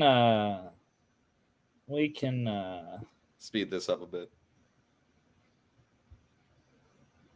I have it less randomness and drafting for need. Care more position about core value. That's why. Yeah, it makes more sense. And yeah, less randomness. So yeah, okay. Drake may win again though, so like that's fine. Still making that trade though. The Bears trying to come up. That'd be fun. The Vikings do not want to come up. It says. That's so weird. They're not interested in trading. Well, force the trade. Too bad. And they still draft him. What is this garbage? It's because PFF doesn't have Jaden Daniels that high. That's weird. PFF has him 21st. Yeah, I don't. We're still drafting Malik Neighbors to Arizona. Makes sense. Oh, holy! Ooh. Oh, it's Turbo. That's why. My bad. No. I mean, I don't see either of our teams trading up. All right, so we have Rome Odunze to the Chargers, Derzon Newton to the Giants, Joe Alt to the Titans, Brock Bowers to the Falcons, Talise Fuaga for the Bears, Laiatu Latu for the Jets. That doesn't make sense. They need to update that for the Hassan Reddick. Mm-hmm. Dude, Jaden Daniels is still available. Let's do it. Dude, I guess. If Jaden Daniels falls to 11 and you're New England, you would take Jaden Daniels. Oh, all day. We get 3 first-round picks and a quarterback. Yeah, absolutely. Cooper DeJean for the Broncos. Byron Murphy. Gosh, we could get JJ at 23rd.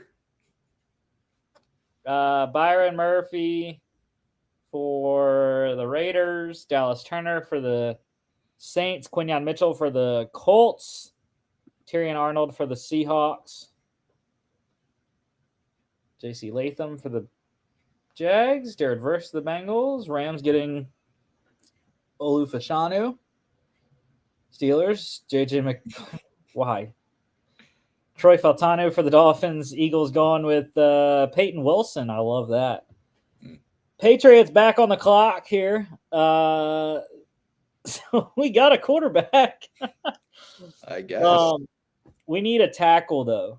Lost Trent Brown in free agency. I think they got to go tackle here. Surround Jaden Daniels with some help. Get him Amarius Mims here. That makes sense. Although they do need wide receiver, but we have a second-round pick for that. Cowboys go Jax Powers-Johnson. Packers, Tyler Nubin. Nate Wiggins for the Bucks. Cardinals on the clock here. So we got a wide receiver for Kyler. Let's get him protection. DJ Humphries is gone. I think another tackle here makes sense. Tyler Guyton is my pick. Yeah, I would go Guyton. Pair him with last year's first-rounder, Paris Johnson Jr. Solid duo there. Actually, no, I forgot they got Jonah Williams. Oh, yeah, that's right. They got Jonah Williams. They don't need a tackle. So would they need a guard? Possibly. But I would rather go Kool-Aid McKinstry. They need help on the outside on defense because I think it's too early to take some of these first level players there. So I think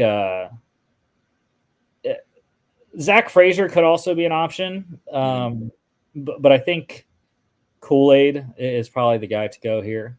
Yeah, I see. Especially because we don't have like the other mock simulator. We don't have trades that are given to us. Yeah. Like we have 3 teams that would come up, but for one, I don't want to move back that far. Colts 19 picks away. No. All right. Yeah, let's go Kool-Aid for the Cardinals here. Mm-hmm. Bill's going Brian Thomas Jr., I would assume. Yeah. Lions. Lad McConkey. Wow. Interesting. Ravens go Adonai Mitchell. That'd be a good pick. Tyler Guyton for the Niners. Troy Franklin for the Chiefs. Panthers going Graham Barton. All right. That's interesting. Back on the clock of the Patriots. So we have a quarterback and we have a tackle. What else do we need? All the wide receivers are gone. I'd go Chris Braswell. I would probably go Chop or Darius. I'd probably go Chop instead. I know they have Braswell ranked above here, but I would go Chop instead because I just think that for one, he's a better player. It's either him or Darius Robinson for me. And so one of the Robinsons.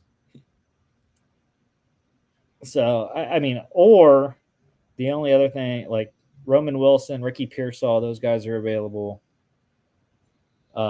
We have one. The Rams want to come up from 52. Nah. This is a stick and pick. You'd go edge here. Yeah, I'm going Chop. Yeah.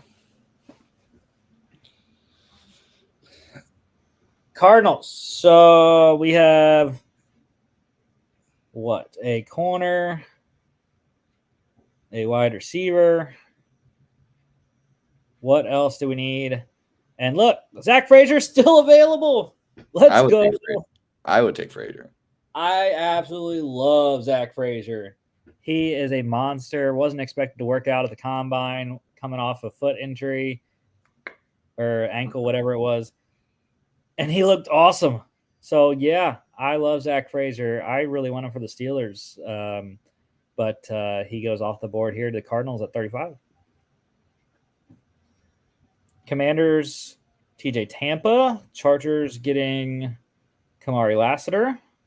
Titans, Braden Fisk. Oh, bro, him and Jeffrey Simmons would be beasts. Enos Rakestraw for the Panthers. Mike Sanderstill for the Commanders. Packers going Chris Braswell. Texans, Roman Wilson. Falcons, Bo Nix. Wow. Get a successor for Kirk. Jordan Morgan for the Raiders. Kingsley Sua-Mataia for the Saints. Javon Bullard for the Colts.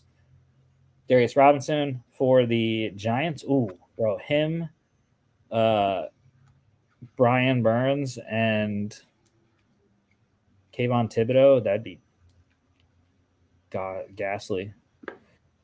Ricky Pearsall for the Jags. Bengals going Jermaine Burton. Eagles, Kira Namagaji. Steelers going Jonah Ellis. Not bad. Marshawn Nealand for the Rams. Eagles back on the clock. Jalen Polk. Oh, love that. Ruka Rojo for the Browns. Keon Coleman for the, oh my goodness. Him, Tyreek, and Jalen Waddle. Jonathan Brooks to the Cowboys. That's one that I've seen connected a lot. Mm-hmm. Adisa Isaac for the Bucks. Chris Jenkins for the Packers. Xavier Worthy for the Texans. That'd be a good match. Edgerrin Cooper for the Bills. Lions going Jatavian Sanders. Xavier Leggett for the Ravens. Jalen McMillan for the 49ers. Chiefs going Braylon Trice, back-to-back Huskies there. Brandon Dorless for the Panthers. Cardinals back on the clock. We got a center. We got a wide receiver. We got a corner. looks like guard and D-line technically are our last two. I mean, we could ship Kyler off and draft Michael Penix right now. There's no way in hell he makes it this far in real life, but No. Well, we got a guard available at the top of the board, so why not? Why not? I mean, or we could go Sweat, D lineman from Texas. Yeah. Although we have a pick in 5, he still probably would be there at 71. Right. Yeah. Christian Haynes, the guy that also is pretty versatile. He played center and guard at the Senior Bowl, had a really good Senior Bowl as well. Pretty solid base on him. Can anchor in pass pro. And of course, with shorter quarterback and Kyler, interior protection, much more important. So, Christian Haynes, UConn Husky. Junior Colson for the Commanders. And, bro, let's double dip on quarterbacks. Yeah, so we need a wide receiver, right? We haven't gotten one for the Patriots yet. No, we have not.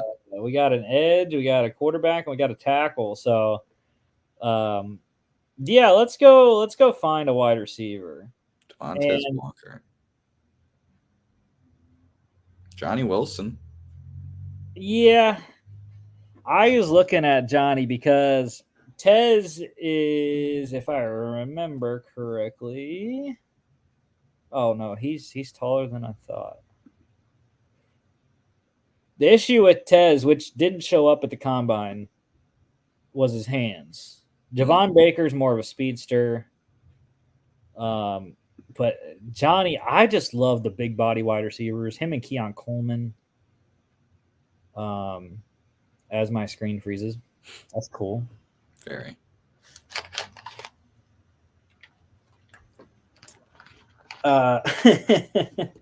Gosh, this is riveting. I do not want to force quit all. I don't want to force quit it. No, I mean we could still do the draft, just kind of talk it through. There we go. It went. It's done. Potentially, it might be a little slow, but it'll get there. All right.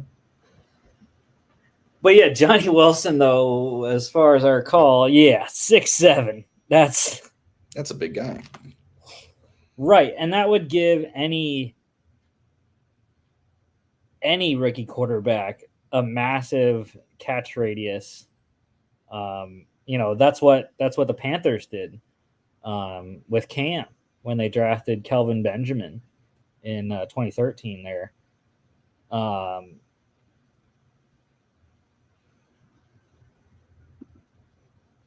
But it's interesting, like, what do the Patriots right now? So they have Kendrick Bourne coming off the ACL injury. And then other than that, I really cannot recall who they have. They popped Douglas. They signed KJ Osborne, so that's their top 3. Jalen Reagor, Tyquan Thornton, Juju Smith-Schuster, Kayshon Boutte as well. So when I look at what they have, obviously you're trying to find a number 1 guy. I don't think either of the 3 guys that were available there are true number 1s. But I think really, who was the first guy? I can't even remember who the first guy was at the top of the board there. We had Javon Baker, Johnny Wilson. Oh, and Tez Walker. Yeah, Walker. So I think Tez Walker, Javon Baker, those guys are both pretty speedy. I think I'm going to go with Javon Baker, though. I think Tez probably will end up as the overall better player. So we probably should draft him. But the hands scare me. The drops last season scare me. Mm-hmm. So I'm going to go with Javon Baker. That's fair.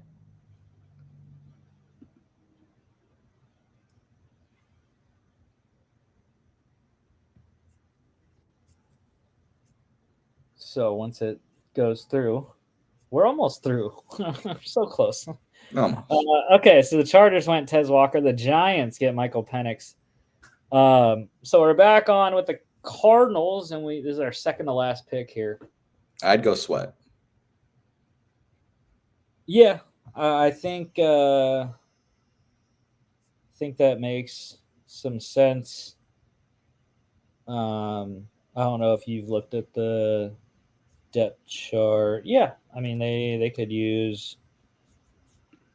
He would. Oh yeah, he would be big upgrade, and I think Gannon's 3-4 would fit him a lot better. I think he's much better as a nose tackle in a 3-4 than he is as a 3 tech or a 1 tech in a 4-3. So, yeah, I like Sweat. Yeah.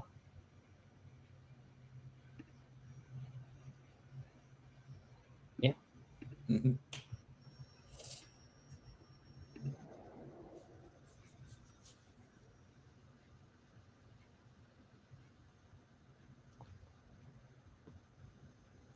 So just while we wait for the thing to go, what else do we think we're gonna need here coming up for Arizona? Probably defensive backs. Well,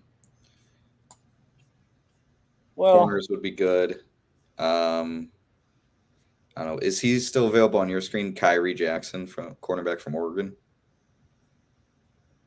yeah, I clicked Tavondre Sweat, but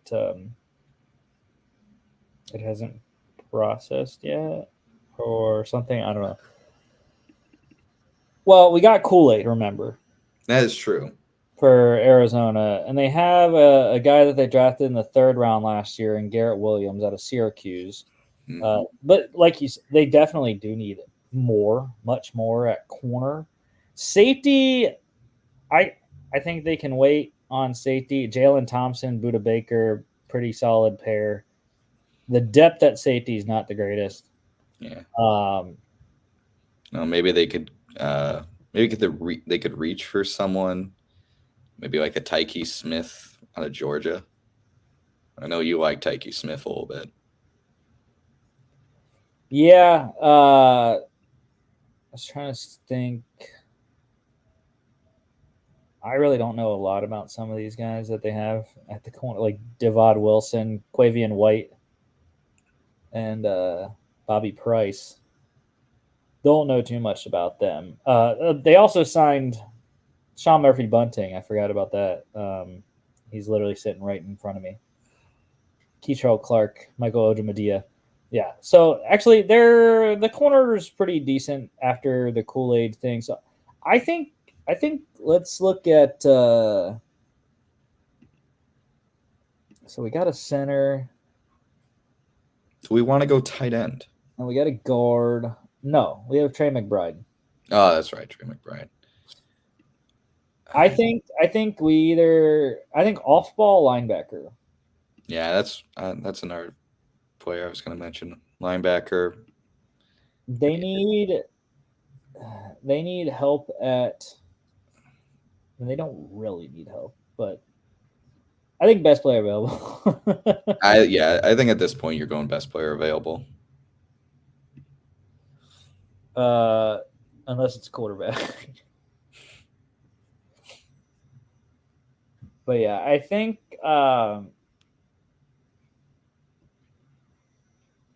with because we got the Cardinals chop, right? Yes. Wait. I'm trying to remember. What we need to do is draft a punter. We need Tory Taylor. Tory Taylor, come on down.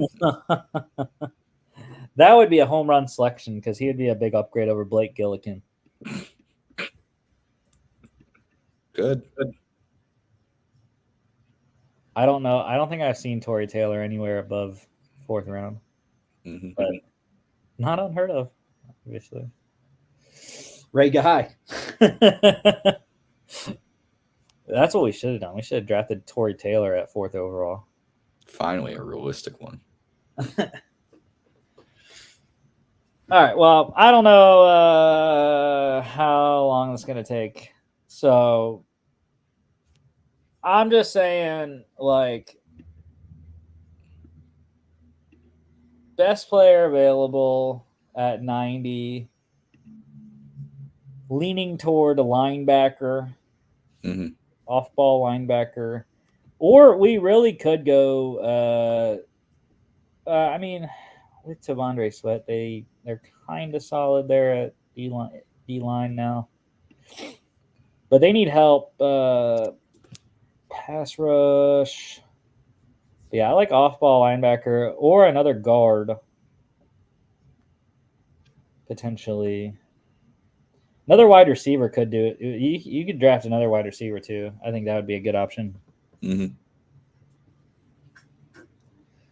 I think I've clicked Tavondre Sweat like 3 times. Oh, it stopped sharing. My bad. Oh. I knew I clicked stop sharing because I wanted to see if it would like help out, but I guess not. What I can do is force quit everything and come back in. Dude, come on, it's date night. I can't keep Carolina waiting that long. I mean, yeah, that's what we'll do. I'll exit out and come back in real quick. All right.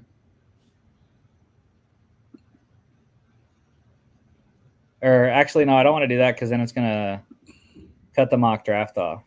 That's true. We don't want to lose that.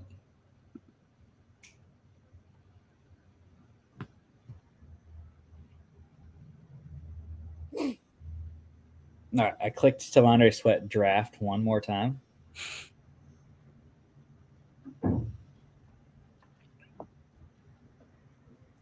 I think FAA Nation, we need to plead to the parental unit and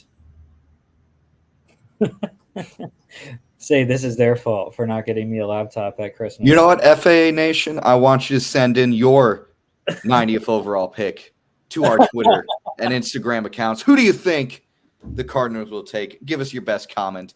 And the best comment will be the best comment. Congratulations. Anyway, send it in.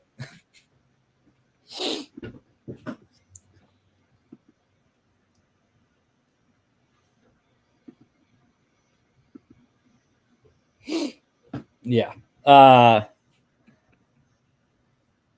The Jets right there, I think they might go at the top of the board, Jaden Hicks or Spencer Rattler. Spencer Rattler could be in play for New York there. Lions-wise, I don't know. The top guys aren't really great for the Lions. They could go Kyrie Jackson at corner there. They need some help. I don't really know who's going to draft Jalen Wright or Blake Corum. The Cardinals. The Vikings aren't on the list, so no.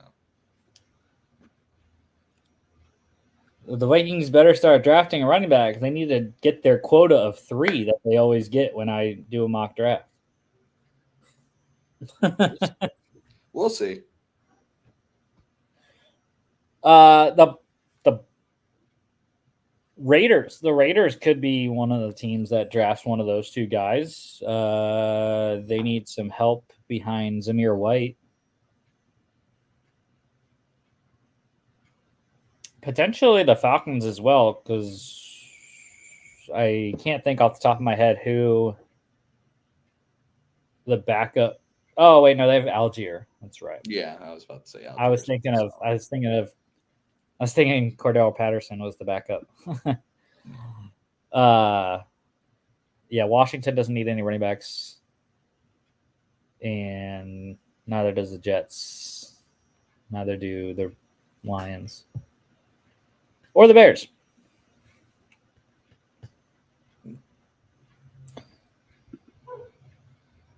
So yeah, I don't know. We could just call it here. I mean, we missed this pick. It happens. Technical issues happen. Yeah. Biggest thing is I can't really end the show, so I'll have to come back real quick. All right, go ahead.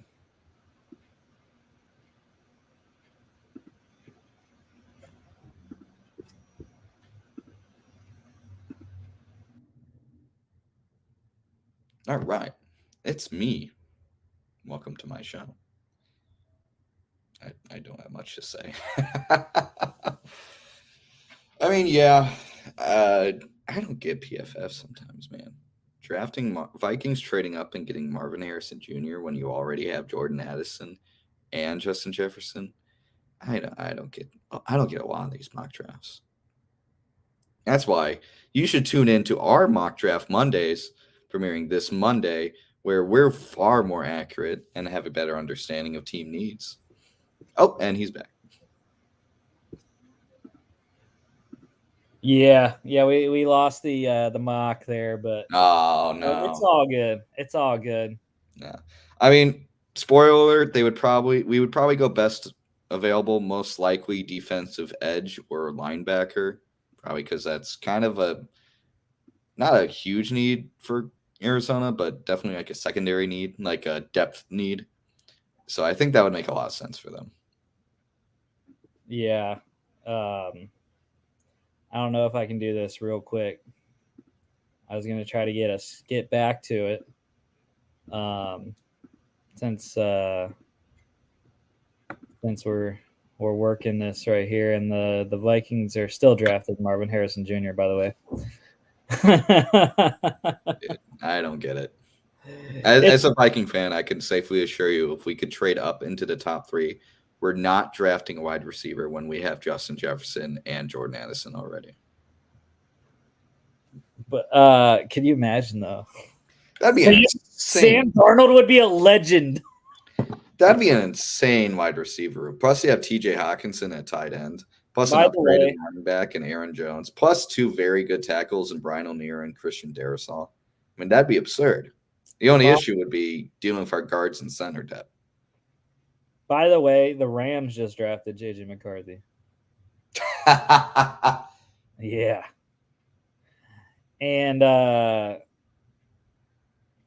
who did we have the Cardinals going with second? Kool-Aid McKinstry? Oh yeah, he's gone. Oh. He's gone. So that's fine. That's fine. We can just draft Zach Frazier early. Yeah, just get the guy. Or we can do 2 first-round wide receivers. Brian Thomas Jr. Brian Thomas is available. They already know how to play with each other. That'd be really funny if both LSU wide receivers got drafted in the first round to the exact same team. Let's see if he's available at 35. I'm going to go Zach Frazier. Yeah. That's fine. Back-to-back centers, by the way. Bucks took JPJ. Oh, no, Brian Thomas to the Niners. And the Patriots got J.C. Latham instead of Amarius Mims. We did get Jaden at 11. So, yeah, let's go wide receiver. Adonai Mitchell. Yeah. And then we can still get a corner for the Cardinals. We're just going to go TJ Tampa here. Or do you want to go Braden Fisk instead? Braden Fisk is a beast. We could. But, let's go back in. I'm trying to match how we did the first draft, just so the rest of the auto draft gives us the best scenario. Because I'm still kind of just going with who we got in the first mock draft and just picking 90 based on what we would do. So in my mind, Cardinals have Kool-Aid McKinstry, Zach Frazier.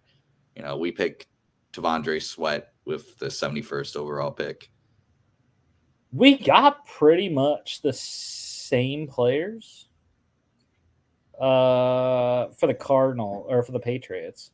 Anyways, Cardinals a little bit different, but We still get Christian Haynes at 66. Good. The Patriots, who did we go? The wide receiver from UCF. Ooh, well, we already got a wide receiver. So we went edge in the second round, so we went Chop Robinson. Yeah, we can go edge. Braylon Trice is available. Yeah. So just do edge just to keep the positional mirroring. Walker. All right, 71. We're going to Andre Sweat. Yes, he's still available. All right, Jets, Johnny Wilson, Gabe Murphy to the Lions, Javon Baker, the Falcons, Jamari Thrash, the Bears, Jonathan Brooks, the Broncos, Jalen Wright for the Raiders, Blake Fisher for the Commanders, Austin Booker for the Falcons, Max Melton for the Bengals, Spencer Rattler for the Seahawks, Blake Corum to the Colts, Patrick Paul to the Rams, Michael Pratt to the Steelers, Malachi Corley for the Browns, Andrew Phillips for the Texans, Cam Kitchens to the Cowboys, Jeremiah Trotter to the Packers, Trey Benson for the Buccaneers.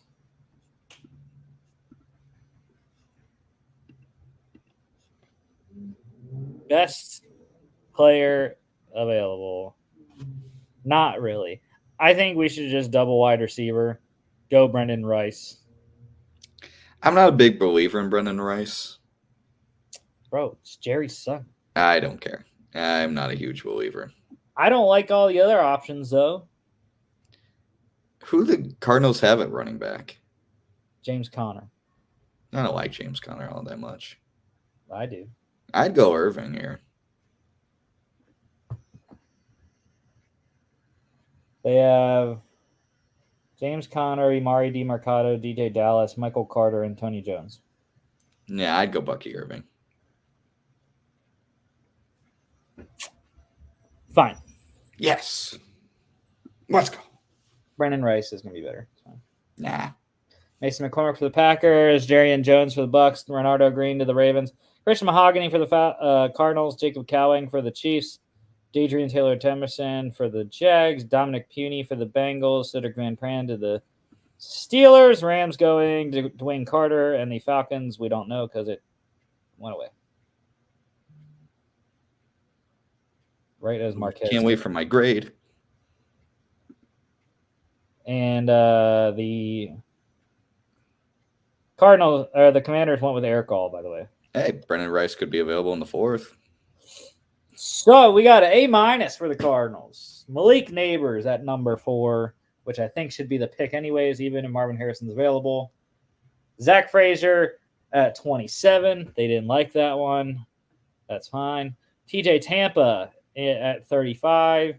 Christian Haynes at 66. Tavondre Sweat at 71. And Bucky Irving at 90. For the Patriots, Jane Daniels at 11. 3 first-round picks and a quarterback. That tracks. If the Vikings somehow trade up, but the Patriots still get one of the top 3 quarterbacks at 11, I'd really laugh. I'd laugh so hard. J.C. Latham at 23, Adonai Mitchell at 34, and Braylon Trice at 68. They really liked our Patriots draft. A all across the board. Yeah. They tallied in every class. Let's go. And by the way, here's the full first round draft for the teams for all the teams, since we're only the Cardinals and the Patriots in this one. But I think really I do like the Patriots more, just because they got premier positions and positions of need at the same time. They filled all their top draft needs with all 4 of their picks. And the Cardinals, while I love Malik Neighbors, I love Zach Frazier, I don't know. There's just something about their draft that I don't really like. It's just a vibe. It's all about the vibes, right? Yeah. I preferred what they got in that first draft we did. I know we still ended up with Haynes, Sweat, and Malik Neighbors and Frazier, but I think Frazier at 35 makes a lot of sense. And who do we get at 27 for the Cardinals? It was Kool-Aid McKinstry, right? Yeah. I think that draft would objectively be better. And realistically, if the Patriots trade back to 11, they're not getting quarterback, especially not Daniels. They could still get JJ potentially. They could get JJ. I could see JJ falling to 11 if no team trades up with, like, let's say the Chargers to get him. But Daniels is not falling to 11. You're not going to trade back and still get the guy you're going to get at third. That's just not going to happen.